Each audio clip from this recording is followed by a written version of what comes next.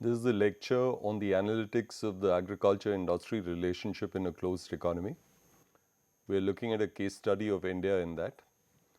The lecture is divided into two parts. One is concerned with the theoretical models of agriculture-industry relationships. This essentially deals with papers and articles by Lewis, Cholesky and Kaldor. Lewis wrote an extremely famous article called Economic Development with Unlimited Supplies of Labor. Cholesky published an article in 1955 in the Indian Economic Review, and Kaldor wrote an article titled What is Wrong with Economic Theory, published in the Quarterly Journal of Economics in 1975.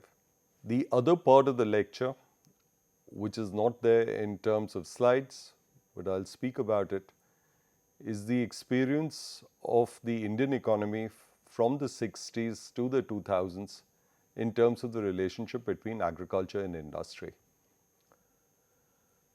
Now, when we look at the Indian economy, the basic framework which underlay the Indian economy was formulated in the second five-year plan by Mahalanobis.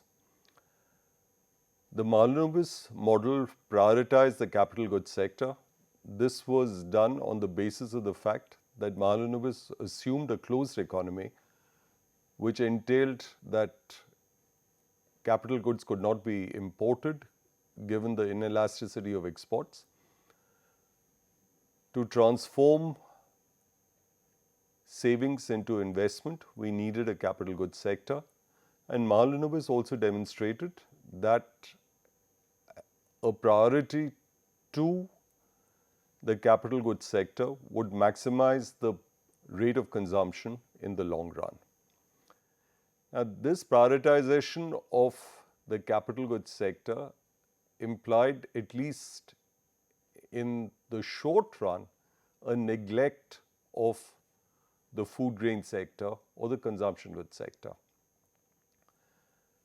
Mahalanobis was castigated for this in terms of the fact that he had assumed that agriculture would actually serve as a bargain sector.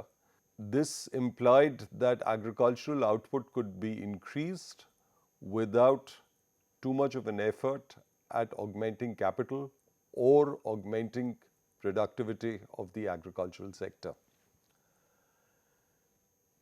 In the first 10 years of planning, that is in the second and third five-year plans, industry in fact grew extremely rapidly. By the time India hit the mid-60s, we faced a double blow. One had to do with the fact that the PL 480 aid almost ceased, and the second had to do with the fact that there were two back-to-back harvest failures between 64-65 and 65-66. It is in this context that we'll try and trace the models of Lewis, Cholesky and Kaldor in terms of the relationship between agriculture and industry. The key question here is if the dynamics of these models, by which we mean the dynamics of industrial growth, are governed by the terms of trade between agriculture and industry, are the terms of trade themselves fixed or flexible? In that, Lewis assumed that the terms of trade could be thought of as flexible, while in both Cholesky and Kaldor, the terms of trade are actually fixed, though the dynamics of industrial evolution in Cholesky and Kaldor are very different from each other. Let's start from Lewis. The Lewis model is often thought of as a profit squeeze model. In the canonical Lewis model, we have an agricultural sector which is somewhat primitive in terms of organization. Agriculture has an unlimited supply of labor, and consequently the wages in agriculture or at the subsistence level. Industry is organized along capitalist lines. That would imply that unlike agriculture, where land and labor are used to produce output, in industry, reproducible tangible capital and labor is used to produce an industrial good. We assume that there are competitive markets for both agricultural and industrial products, and further that there is no intervention by the government in the market for food grains. Now, given that agriculture is saddled with excess labor reserves, these labor reserves are available to industry at virtually the same constant subsistence wage as they are available to agriculture. We'll assume that a marginally higher wage rate has to be paid by industrial capitalists to direct the flow of agricultural workers into industry. But for all practical purposes, the nominal wage rate in both industry and agriculture are more or less constant. Now, given this horizontal supply curve of labor, how is the demand for labor determined in industry? The demand for labor is determined in industry through profit maximization, which then entails that the number of workers employed in industry must satisfy the marginal product of labor being equal to the product wages, that is, the wages divided by the industrial prices. Now, it's easy to see that the product wage, which is W by PI, can be rewritten as W by PA into PA by PI, where we could call W by PA omega, that is the real wage omega, and PI by PA, which is the inverse of PA by PI, could be thought of as the terms of trade. Now, the mechanism of the model has to do with the surplus profits which are being made in industry. These profits are reinvested. In agriculture, zero profits are being made. In fact, in agriculture, the marginal product of labor is more or less zero, though this is not an absolutely critical assumption in Lewis. It is the average product of labor which constitutes the nominal wage in agriculture, and the same nominal wage, by and large, is available to industrial workers. However, the product wage in industry is defined as W by PI, and this W by PI, as we've seen, is equal to W by PA into PA by PI, or it's equal to omega by P, where omega is W by PA and P is PI by PA, or the terms of trade. Now, at constant real wages and at constant terms of trade, industry makes a profit. This profit is reinvested, and that leads to more and more demand for agricultural workers. The one-way transfer of workers from agriculture to industry is sustained insofar as omega upon P, that is, the product wage, remains constant.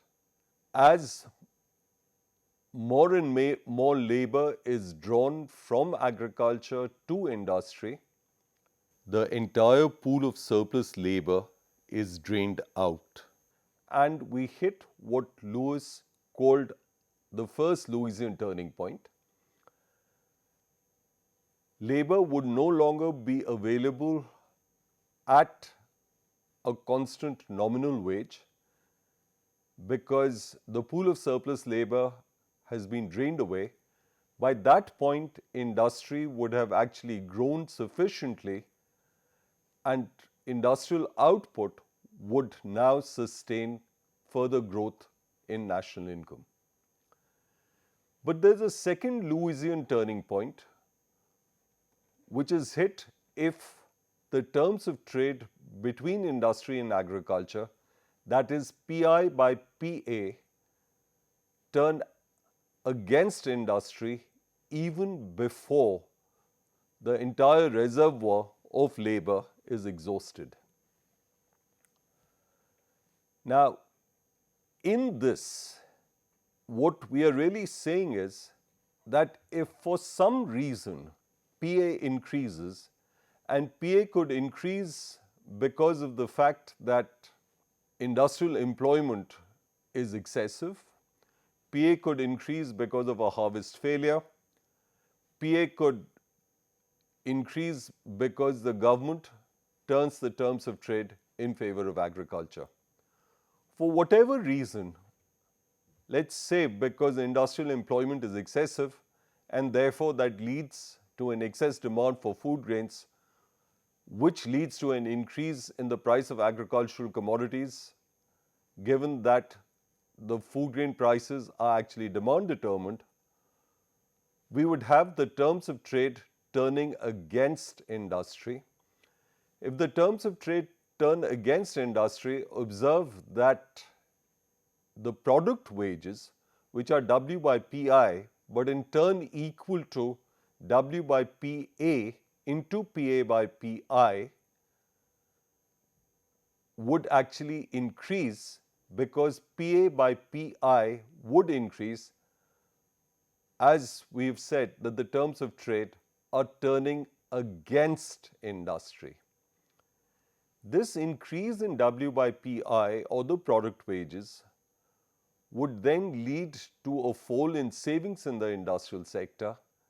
This fall in savings in the industrial sector would then, in a pre-Keynesian fashion, lead to a fall in investment.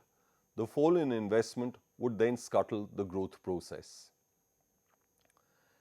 So, in the Lewis model, it is in some sense the second turning point which is important, because the squeeze in profit margins as the industrial product wages increase because the terms of trade turn against industry leads to a fall in industrial savings as also a fall in industrial investment, because we are assuming that all industrial savings are actually invested. As Bhaduri commented, the demand for industrial goods has no role to play in the Lewisian model. Moving on to Cholesky,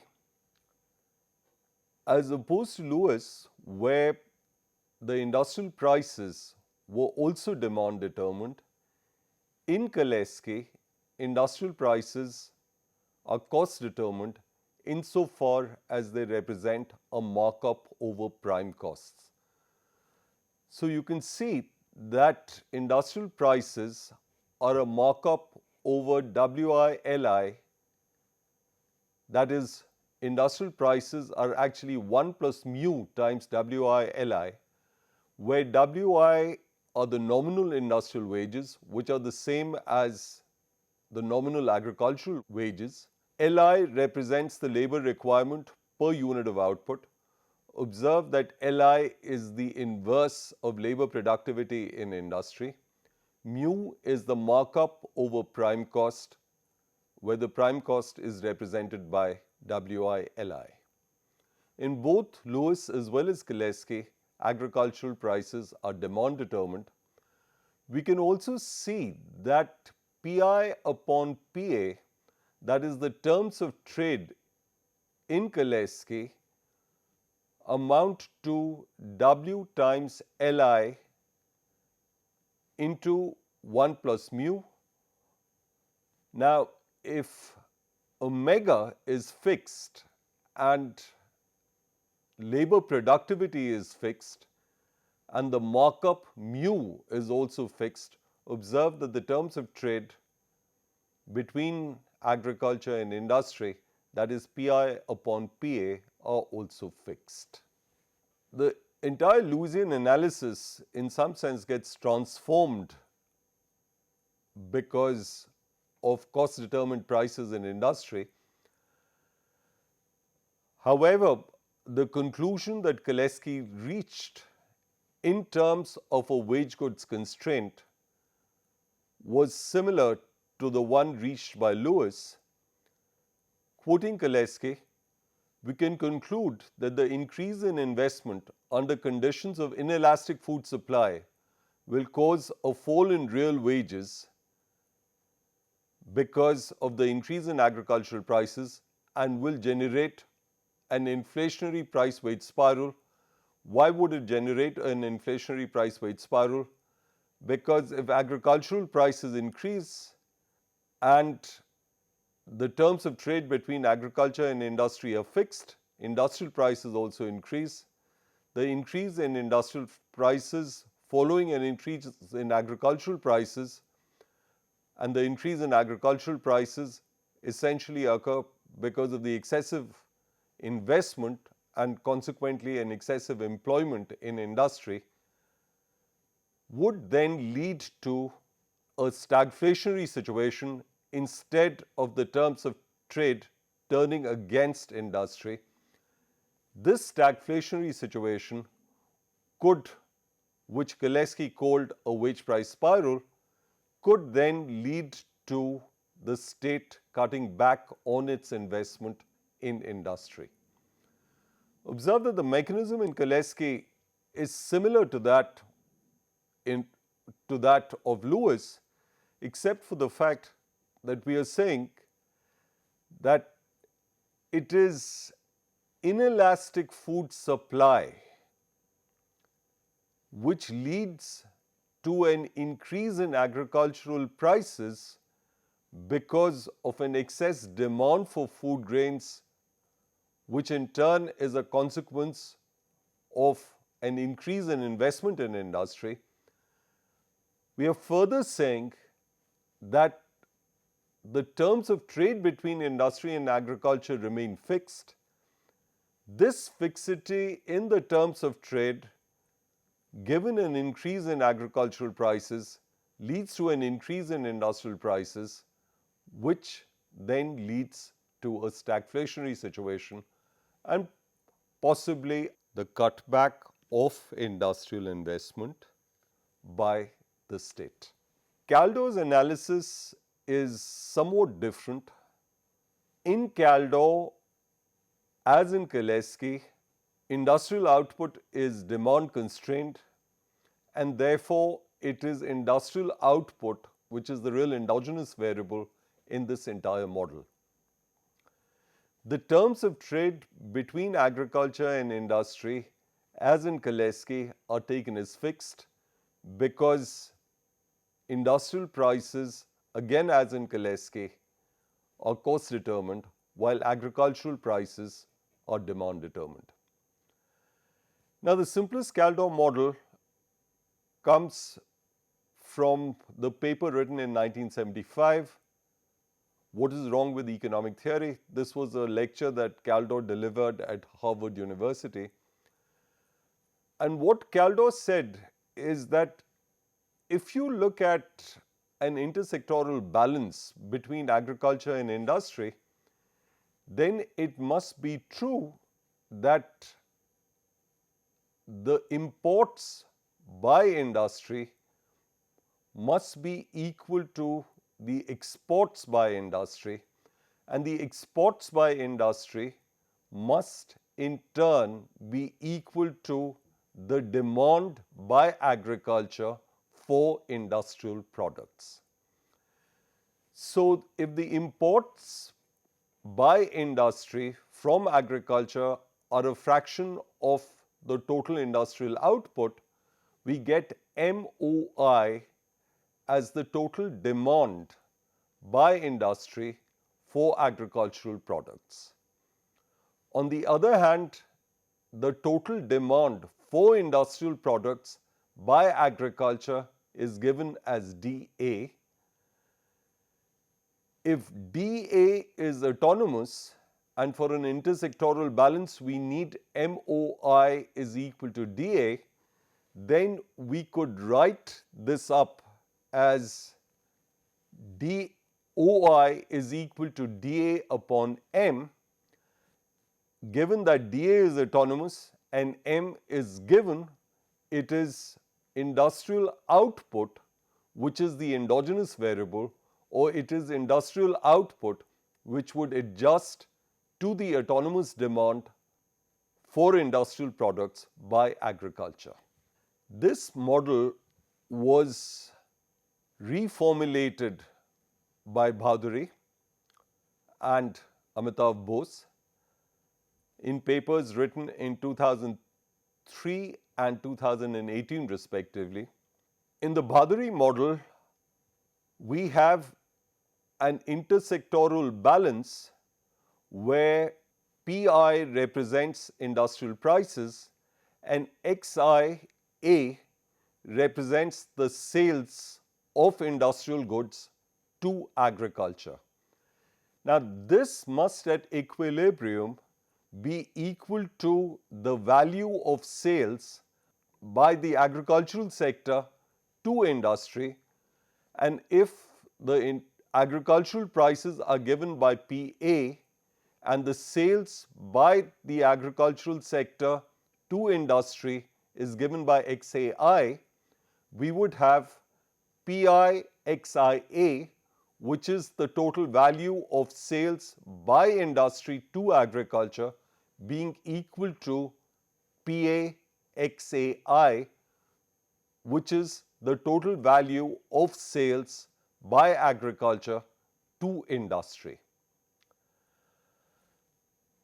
Now, the exports of the industrial sector must be equal to the imports of the industrial sector at equilibrium, and therefore PI XIA would be equal to the imports of the industrial sector, which can be seen as PI times MXI, where XI is the total output of the industrial sector and M is the marginal propensity to import of industry.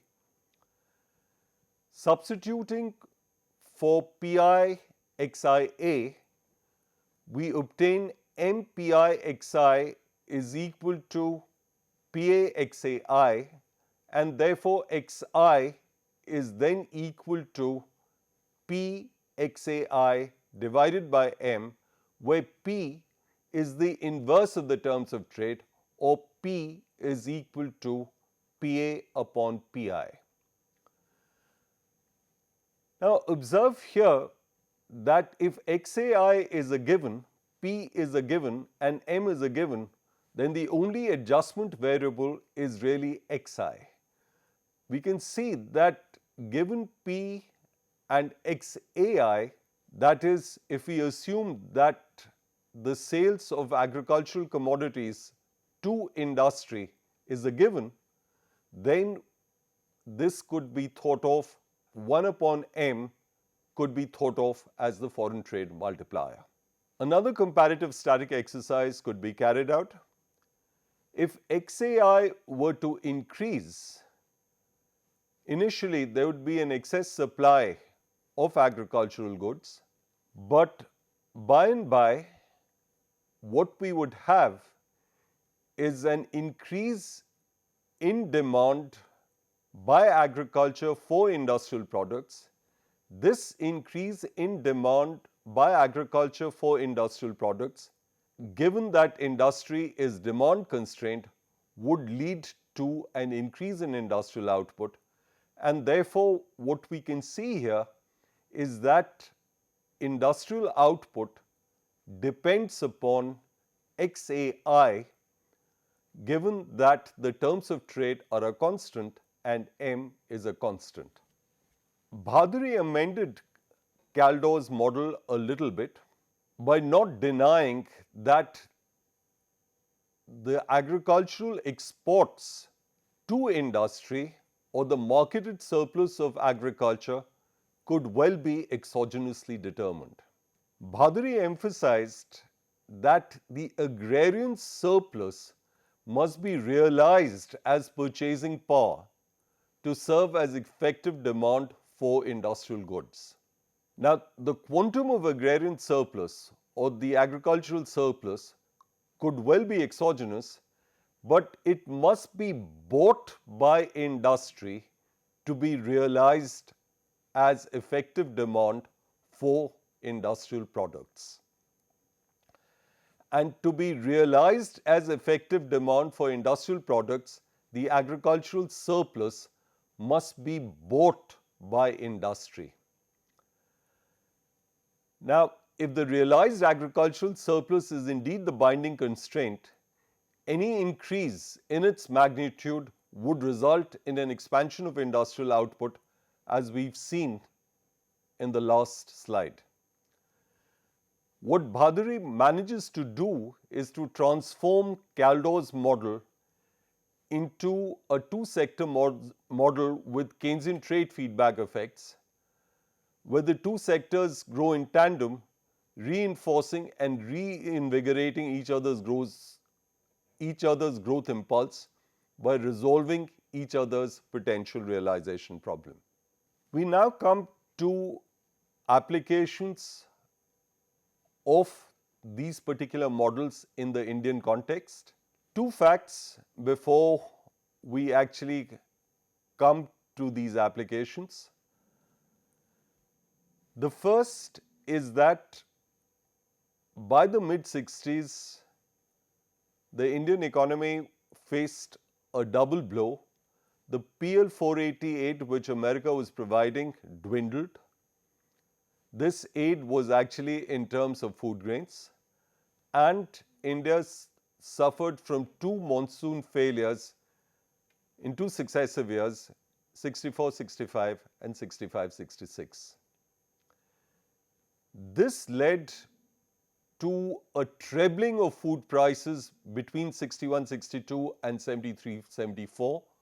Food prices had more or less remained constant between the early 50s to about 61-62.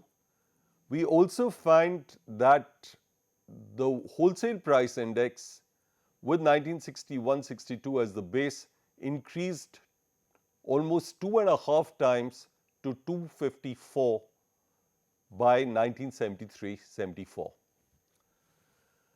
Now, we'll look at the analyses carried out of industrial stagnation between 1965-1975 by Patnaik, Chakravarti, Mitra and Bose, but we'll carry forward the analysis to the 80s, 90s and the 2000s through an article written by Professor C.P. Chandrasekhar in 2007 and another article of his in 2010. Now, Patnaik's article written in 1972 is perhaps the most nuanced of the several models which attempted to explain industrial stagnation between 65 and 75. Patnaik started by looking at the terms of trade between agriculture and industry.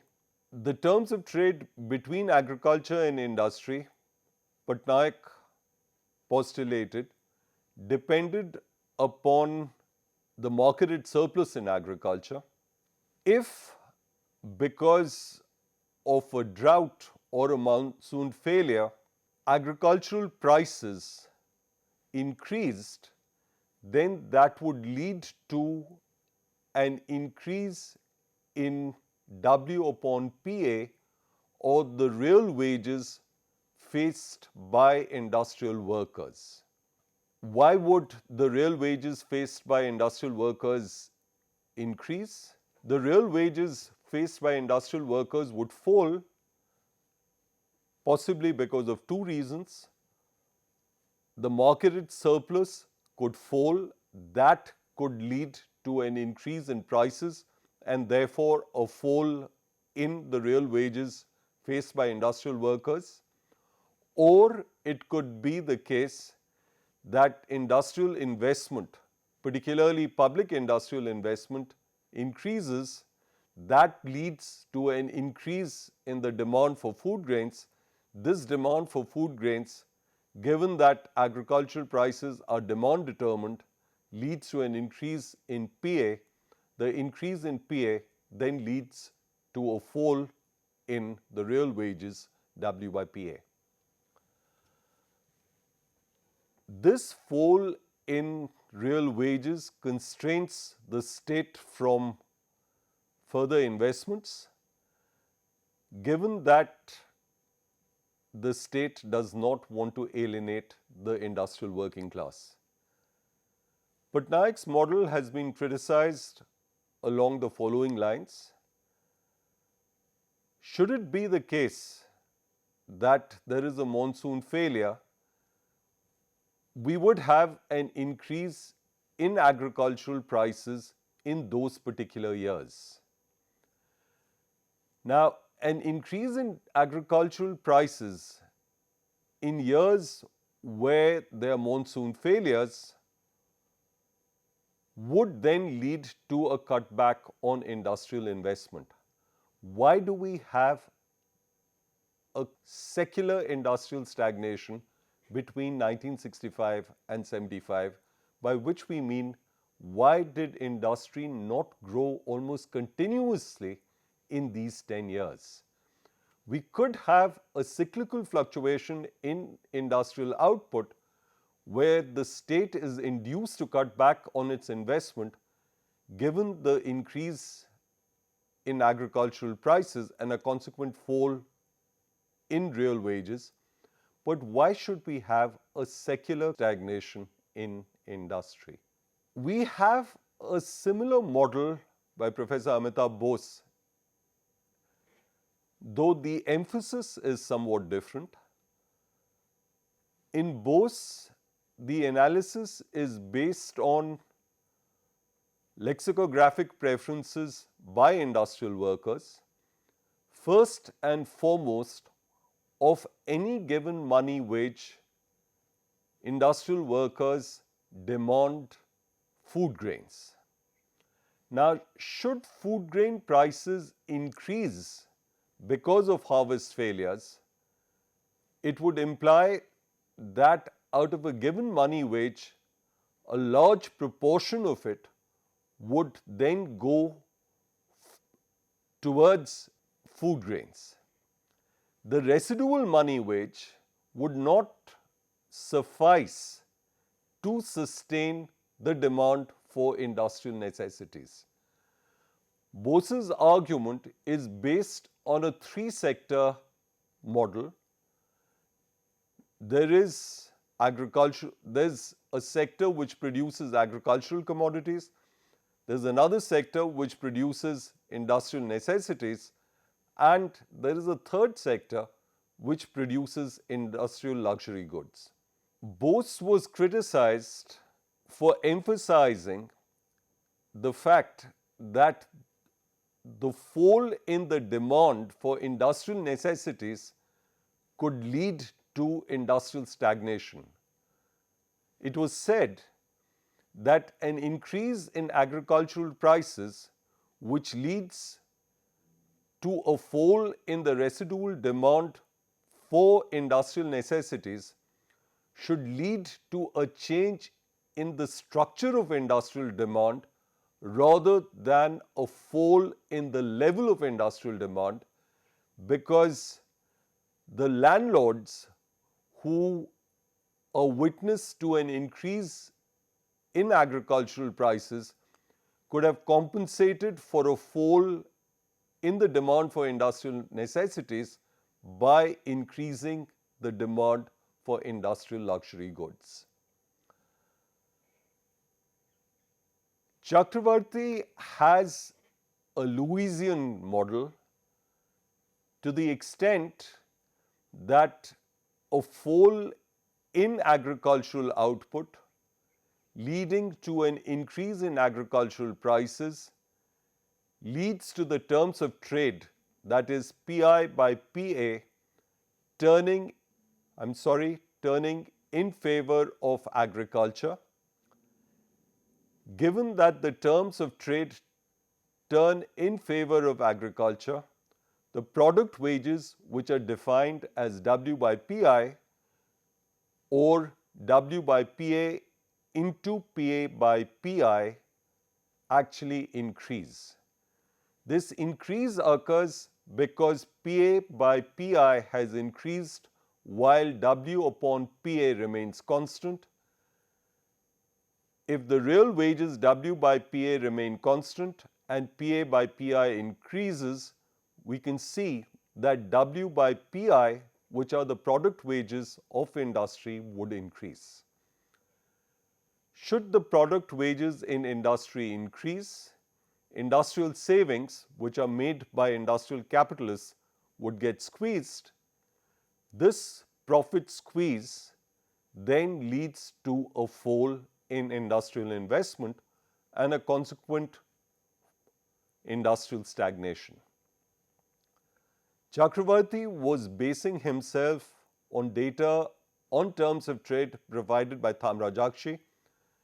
Thamrajakshi pointed out that between 1965 and 1975, the terms of trade had turned against industry or in favor of agriculture. Chakravarti was criticized on two grounds. One, he had assumed a pre-Keynesian economy to the extent that a fall in savings would lead to a fall in investment. That is a proposition that Keynes had rallied against. Secondly, and perhaps more significantly, the terms of trade which had turned against industry between 1965 and 1975, after having witnessed no trend between 50 and 65 roughly, again turned in favor of industry post 1975. Mitra uses an argument which is similar to Chakravarti's and BOSE's. However, Mitra harked back to the political economy tradition of the Russian economists.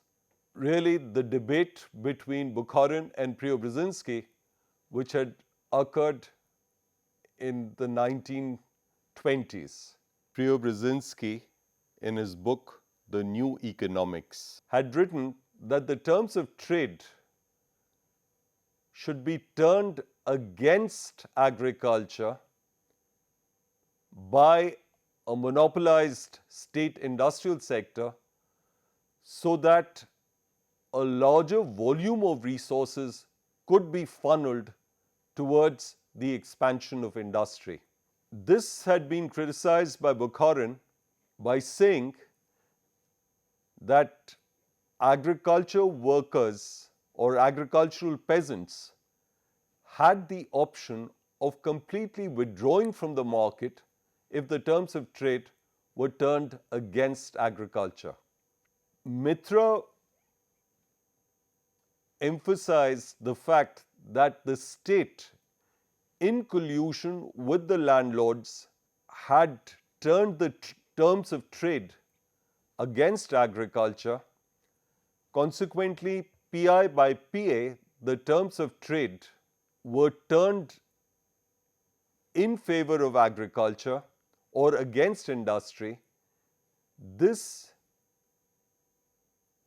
according to Mitra, had led to an industrial stagnation because the increase in agricultural prices had led to a fall in real wages.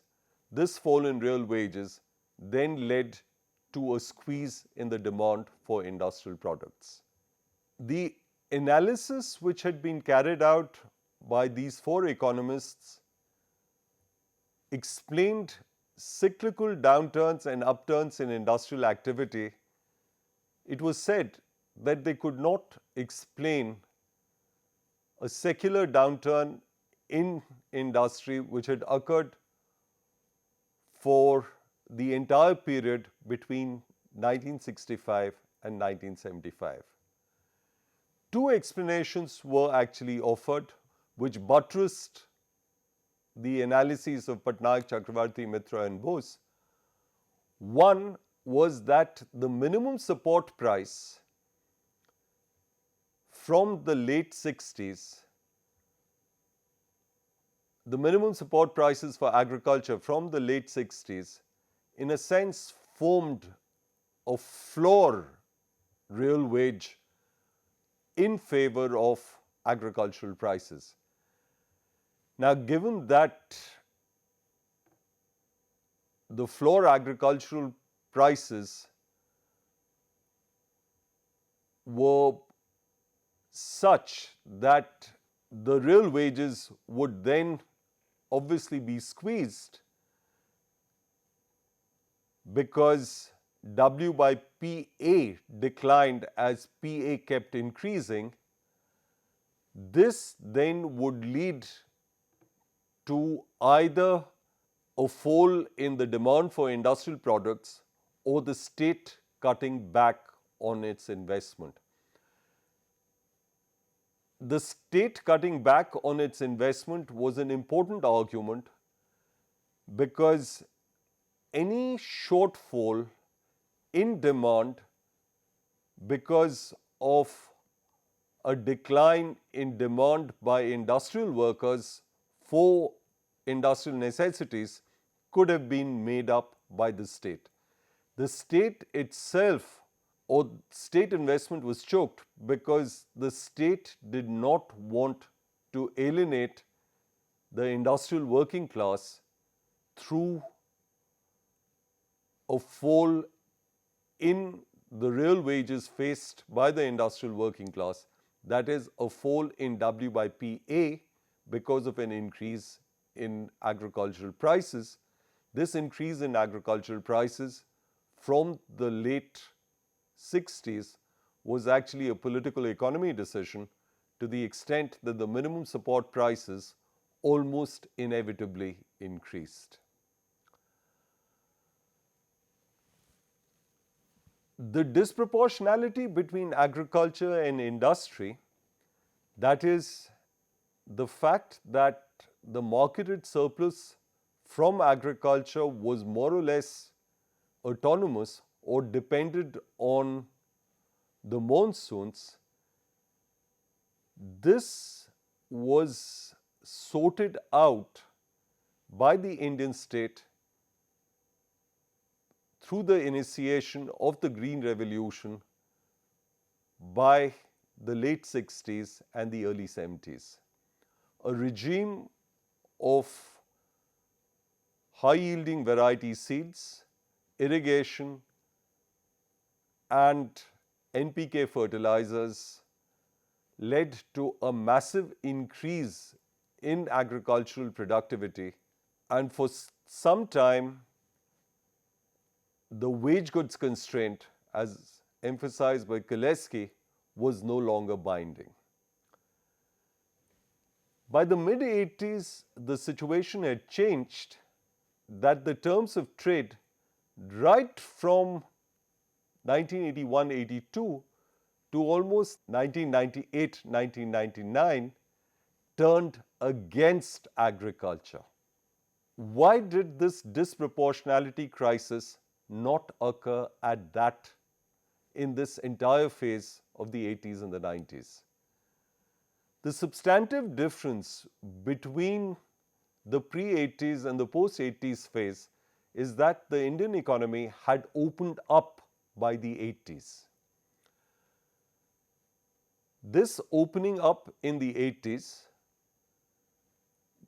led to an import of food grains which then sustained industrial demand and industrial growth.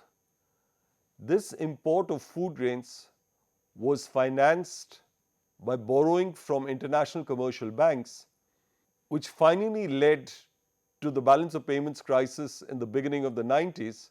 But in the 80s, the link between domestic supply of agricultural commodities and the domestic demand for agricultural commodities was actually broken by augmenting the domestic supply of agricultural commodities through the imports of agricultural commodities. This took an accentuated form in the 90s that the imports of agricultural commodities increased even more in the 90s, as C.P. Chandrasekhar has pointed out in his article in 2007. Now, what exactly happened by the 2000s? Of course, the economy was open and we had the domestic agricultural supplies being augmented by imports of agricultural goods. But there was also a change in the structure of the economy. One, the demand by industry in terms of agricultural inputs had declined. This decline was a consequence of a change in the industrial structure. Agro-based industries like cotton and jute textiles had lost in importance to chemicals and metal-based industries, and therefore the agricultural input in terms of sustaining agricultural direct inputs which sustained particular industries, that was no longer as important as it had been in the early 60s as well as the mid 60s. But there's another element to this analysis, and that has to do with the indirect demand that industry exerted on agriculture for food grains, as was emphasized by Lewis, by Cholesky, as well as Kaldor. Now, what we had, and this is attested by input-output tables built by both Shri as well as Kaur, is that per unit of additional industrial output, the demand exerted on agriculture declined in almost a secular sense from 1968-69 to 2003-04. On the other hand, the demand exerted by agriculture for each extra unit of output produced by agriculture on industry increased almost on a continuous basis between 1968-69 and 2003-04. Why did this occur? Explanations have been provided by Patnaik which draw on the fact that as the economy opened up in the 90s and particularly by the 2000s, the capital intensity of industrial production witnessed a steady increase. This had partly to do with the demand by the elite for more sophisticated industrial products. In part, it had to do with the opening up of the economy, which led to a flood of capital goods from the more developed economies. Given the increase in the capital intensity of production, there was also a consequent increase in labor productivity.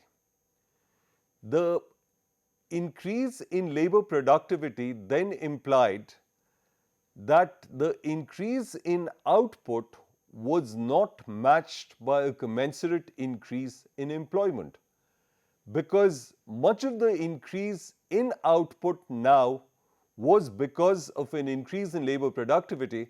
The increase in labor productivity in turn occurred because of the import of more sophisticated capital goods. The income analog of this increase in labor productivity was the increase in incomes which accrued to industrial workers or the organized sector workers and the industrial capitalists. Now, the industrial capitalists were certainly satiated in terms of the demand for food grains, the industrial workers, which formed some kind of a labor aristocracy, were also somewhat satiated as far as the food grain demand was concerned. Given that there was an increase in labor productivity and the link between employment and output was breaking down, even the incomes which accrued to those who were beneficiaries of this increase in labor productivity did not lead to a further demand for agricultural products. Thus, agriculture, apart from agricultural output, which may have fallen way behind industrial output, or the growth in agricultural output, which may have fallen way behind the growth in industrial output, did not constrain industry anymore, both because we had imports of agricultural products and the fact that the link between industrial output and industrial employment was breaking down. Given that industrial employment did not increase in tandem with industrial output, agriculture no longer constrained industry just because there was a disproportional growth of industry vis-a-vis agriculture. Thank you.